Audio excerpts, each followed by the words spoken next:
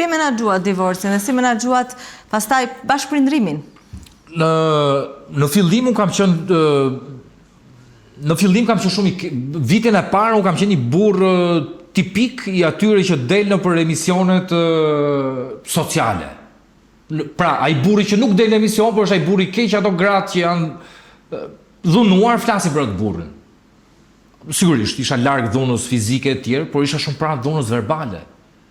Unë isha një dhunues në atë kohë. Unë isha për ndjekës ndonjëherë në atë kohë. Pavarësisht që pasi çdo gjë kishte mbaruar, kisha ja 8 dashnore.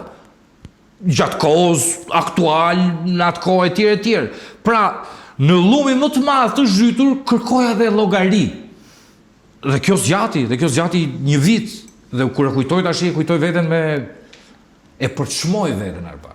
Për të parë programin me Mbroma Yje, mjafton të bëni subscribe në kanalin Arbana Osmani në YouTube.